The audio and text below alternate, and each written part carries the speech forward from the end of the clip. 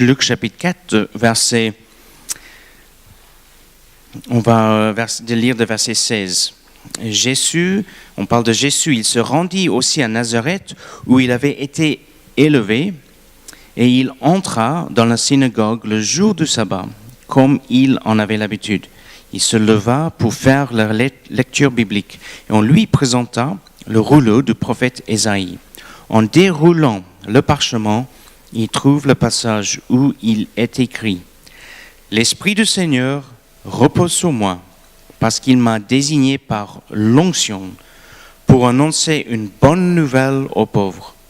Il m'a envoyé pour proclamer aux captifs la libération, aux aveugles le recouvrement de la vue, pour apporter la délivrance aux opprimés et proclamer l'année de grâce accordée par le Seigneur. » Il roula le livre, le rendit au servant et s'assit.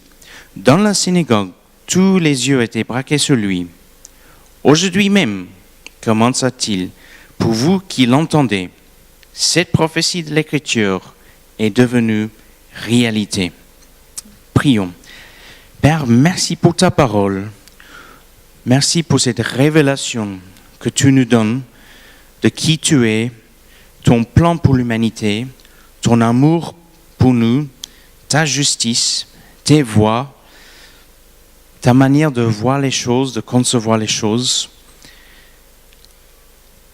Et cette révélation de cet énorme amour que tu as pour nous, qui s'est concrétisé il y a 2000 ans sur la croix à Golgotha, où tu as pris nos péchés, Jésus.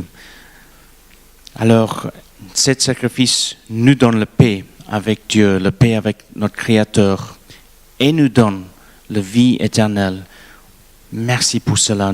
Aidons-nous à mieux comprendre tes voies et ta parole par ton esprit. Amen. Alors, c'est un texte que nous avons regardé déjà ensemble plusieurs fois. C'est un texte qui continue à saisir mon cœur. C'est un texte qui est riche, profond, fort. Jésus annonce qu'il est cette parole prophétique que Ésaïe avait annoncée sous l'inspiration du Saint-Esprit s'applique à lui. C'est lui, le Messie. Ces écritures-là, dans le rouleau d'Ésaïe, ça parle de lui-même. La parole qui est devenue chair, c'est lui. Me voici, dans un sens, me voici le Messie. Et il annonce son ministère. Et on a des mots de annoncer une bonne nouvelle, proclamer aux captifs la libération, aux aveugles le recouvrement de la vue, la délivrance aux opprimés, proclamer une année de grâce. Waouh! Et ce matin, je voudrais déballer un petit peu l'aspect de la libération et la délivrance. Cet aspect de libération et délivrance que Jésus annonce dans son ministère et que Dieu avait annoncé par son prophète Ésaïe plusieurs siècles, quasiment 7 siècles bien avant. Libération et délivrance. Le mot, les deux sont liés, et si on parle simplement du mot liberté, nous savons que la liberté est quelque chose qui est très prisé, tant prisé dans la société. En France, on dit la République française et la devise est l'eau, gaz, électricité. Non. La devise est liberté, égalité, fraternité, et ça commence avec liberté.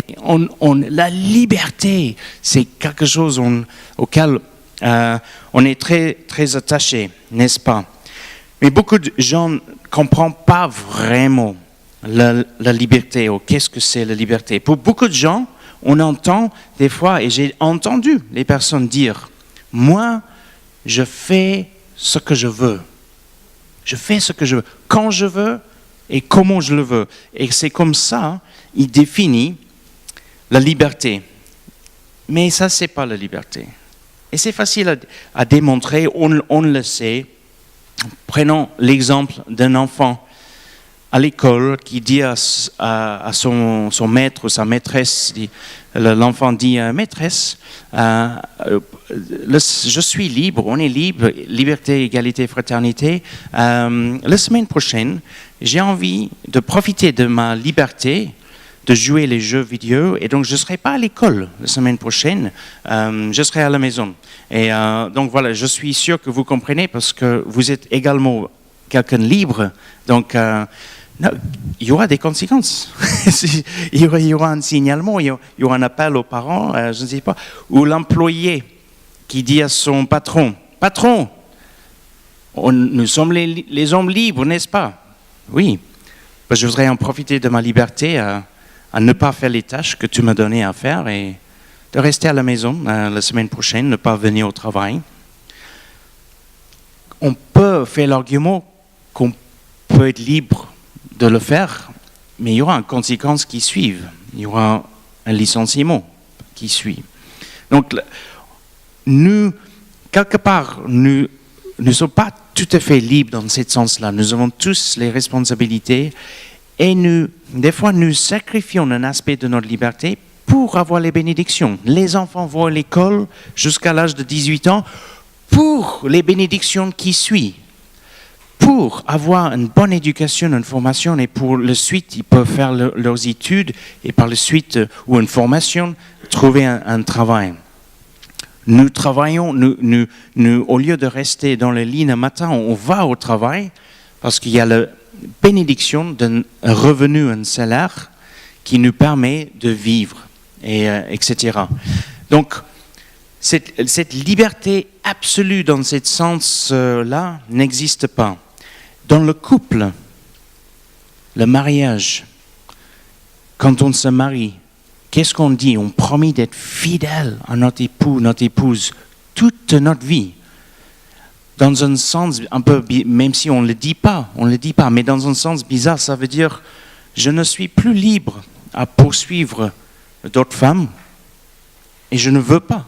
Et ça sera un manque. Maintenant, je resterai attaché à toi toute ma vie. Dans un sens, le monde peut dire, mais ça c'est un sacrifice de liberté. Mais oui, mais les bénédictions qu'on a en retour, la joie que nous avons en retour d'un mariage heureux, la liberté où je fais ce que je veux, quand je veux et comment je veux, ça c'est pas la liberté.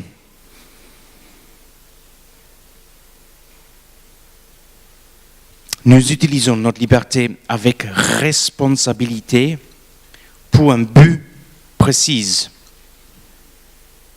Et si on abuse de nos libertés, il y a des conséquences.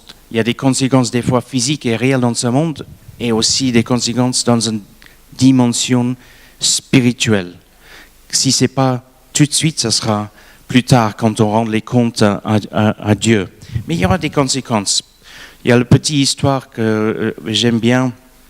Dans les années, je crois que c'était dans les années 30, début des années 30, un boxeur américain qui est devenu champion de boxe et avec tout l'argent qu'il a gagné, la première chose, il a acheté une voiture qui roulait vite. Il aimait les voitures, il n'y avait pas beaucoup de voitures à cette époque et il aimait les voitures qui roulaient vite.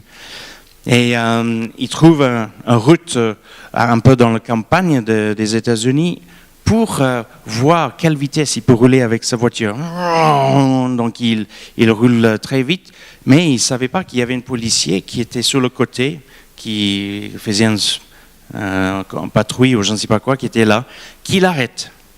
Conséquence, il a dépassé la limite de vitesse, il y a la conséquence. Le policier dit, vous avez dépassé la limite de vitesse, donc je vais vous donner un PV. Mais le côté marrant de l'histoire, c'est la réponse du boxeur. Le boxeur dit, ok, ça coûte combien le PV? Il dit $50. Le boxeur ouvre son portefeuille, il donne $100 au policier. Et le policier dit, mais pourquoi vous me donnez $100? C'est parce que je vais revenir par ce même chemin tout à l'heure.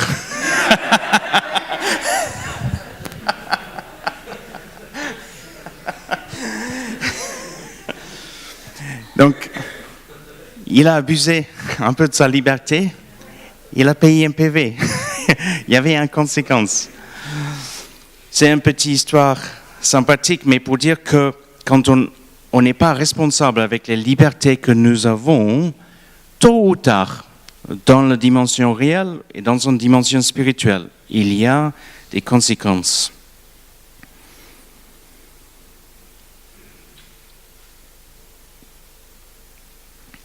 Je voudrais parler un petit peu de la liberté dans un contexte biblique maintenant, en faisant la comparaison avec la libération d'Israël, d'Égypte. Vous connaissez l'histoire. Israël est en esclavage en Égypte pendant 4 siècles. Et il crie à Dieu. Et Dieu envoie Moïse pour dire à Pharaon, maintenant il faut libérer mon peuple. C'est une image très forte pour nous, de nous aider à comprendre notre propre salut, notre propre libération, notre propre délivrance. Et Paul fait cette comparaison. Si vous avez le temps cet après-midi, 1 Corinthiens chapitre 10, versets 1 à 13, Paul fait la comparaison entre la libération d'Israël d'Égypte et notre propre salut.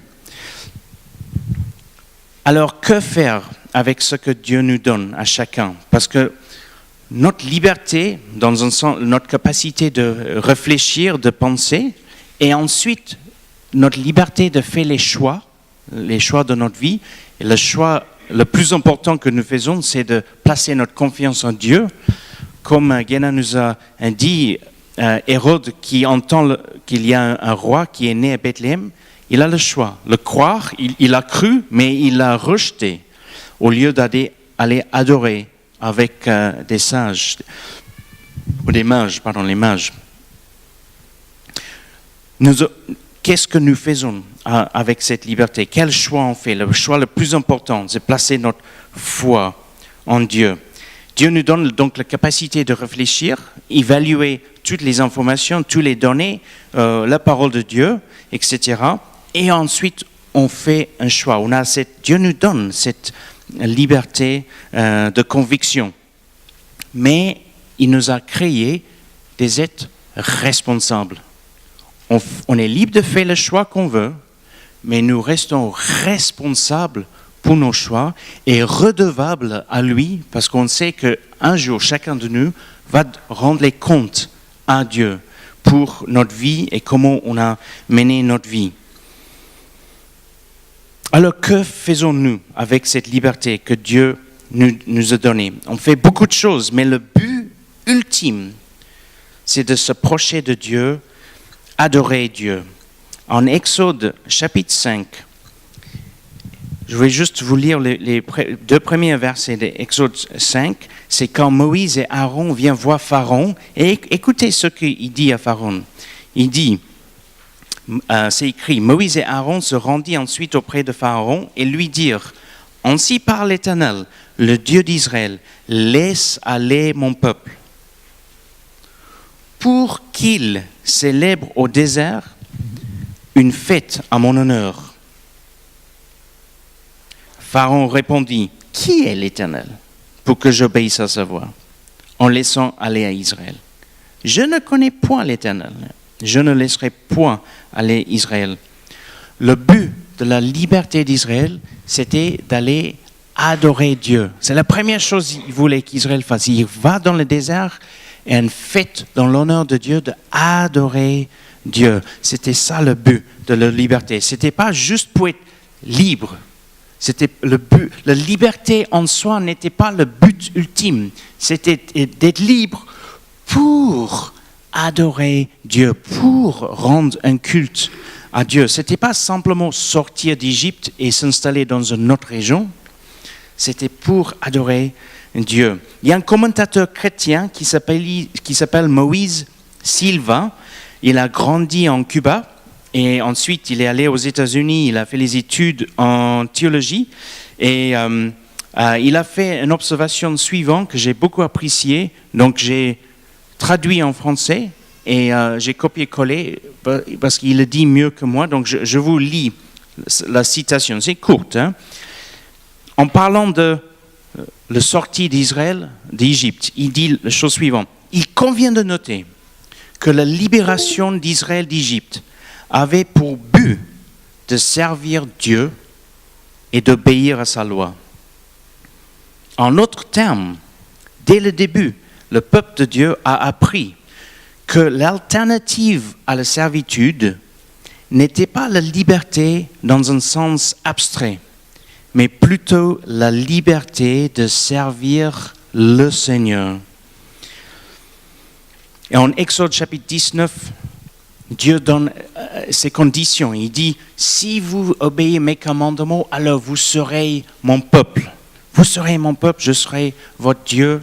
Le but de la liberté d'Israël, c'était pour servir Dieu, obéir sa loi et avoir cette communion avec lui. Ce n'était pas simplement juste être libre dans ce sens-là. Deuxième point, par rapport à la liberté. Dans le Nouveau Testament, Nouvelle Alliance, l'apôtre Paul va confirmer ça, mais il va introduire un autre argument. Et c'est un argument très fort. En Romains chapitre 6, et on va lire ensemble Romains chapitre 6.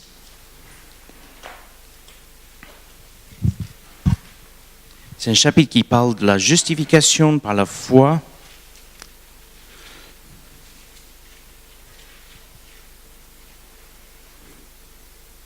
Déjà, on va lire de partir de verset 16, mais juste avant, pour avoir un peu de contexte, Romains chapitre 6, verset 6, Paul écrit « Comprenons donc que l'homme que nous étions autrefois a été crucifié avec le Christ, afin que le péché, dans ce qui fait sa force, soit réduit à l'impuissance et que nous ne servions plus le péché comme des esclaves. » Ok, donc c'est là où on a un petit contexte. Passons donc à verset 16.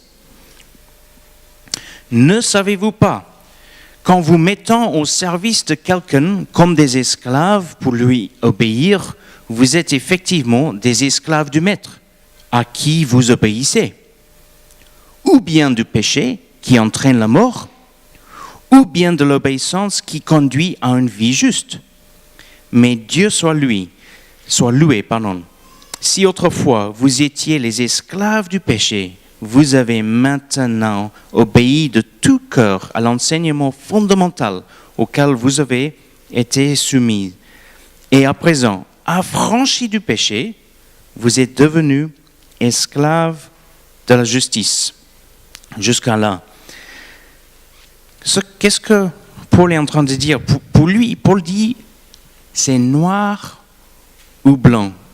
On est tous les esclaves, mais on est des esclaves à quoi?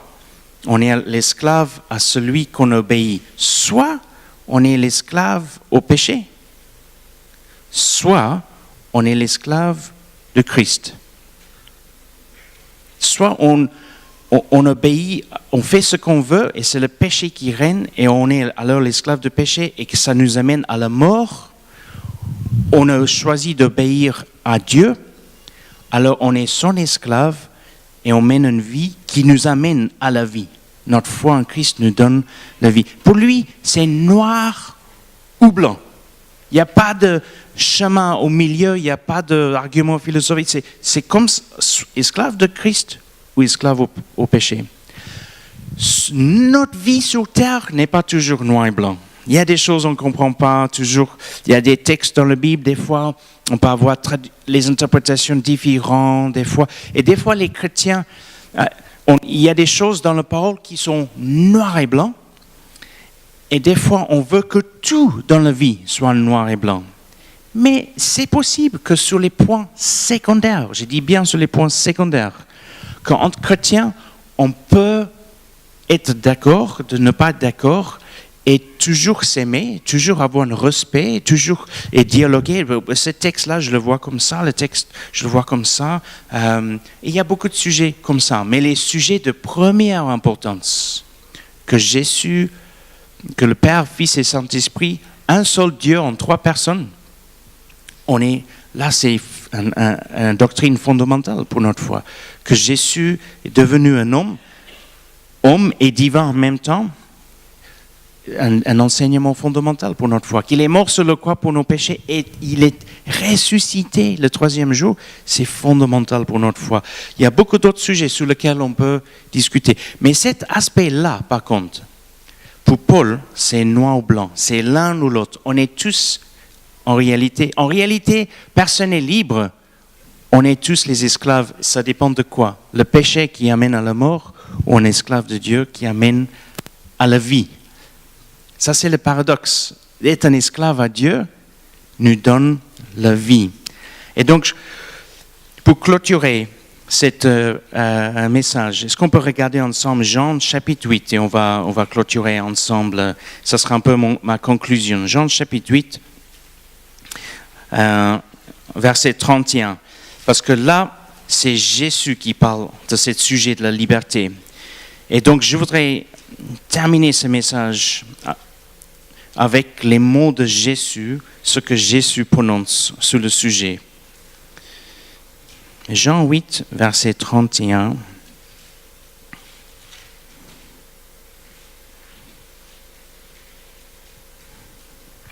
Alors Jésus dit aux Juifs qui avaient mis leur foi en lui, « Si vous vous attachez à la parole que je vous ai annoncée, vous êtes vraiment mes disciples. Vous connaîtriez la vérité, et la vérité fera de vous des hommes libres. »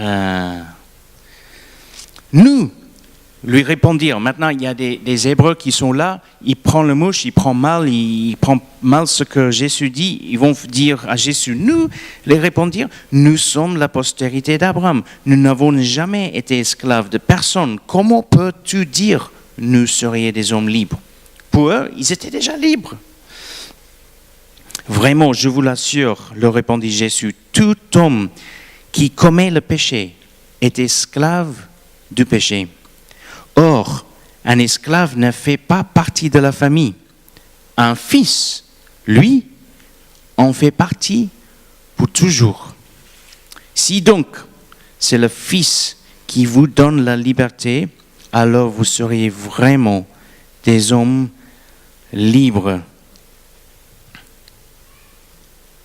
Paradoxe, pour qu'on accepte qu'on soit esclave à Dieu, en réalité, on est vraiment libre.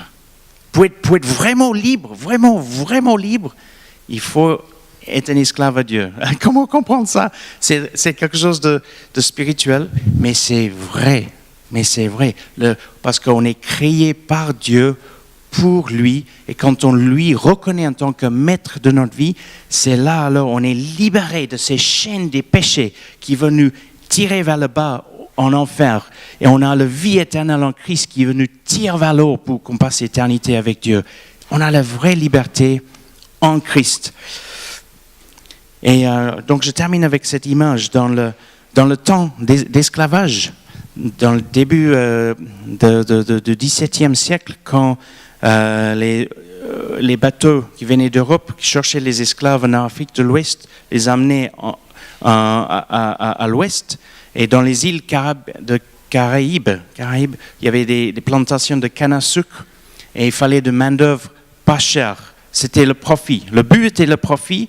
Donc, pour avoir la main-d'œuvre le moins chère, on faisait venir les esclaves. Et quand les bateaux déchargeaient les cargos des hommes et des femmes, il y avait comment on dit, surenchère, comment dit-on?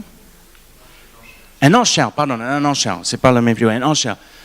Et on pouvait acheter un esclave, il dit, à 7 livres sterling dans les îles britanniques, à peu près, peut-être aujourd'hui 8 euros quelque chose. À l'époque, c'était beaucoup d'argent. Et ces esclaves étaient tellement maltraités, on les a fait travailler tellement dur, dans les conditions très mauvaises, et pour économiser de l'argent, ils étaient mal nourris, etc., que beaucoup mouraient de leur situation. Certains même mouraient par tristesse de cœur, tellement ils n'étaient pas bien. Et donc, il fallait tout le temps acheter des nouveaux esclaves pour les remplacer. Et le but de ces enchères, c'était de payer le prix le plus bas le plus bas, pour avoir un profit le plus élevé, le plus bas, et les mettait dans les mauvaises conditions, et s'ils mouraient, peu importe. Vous savez, tout est différent avec nous.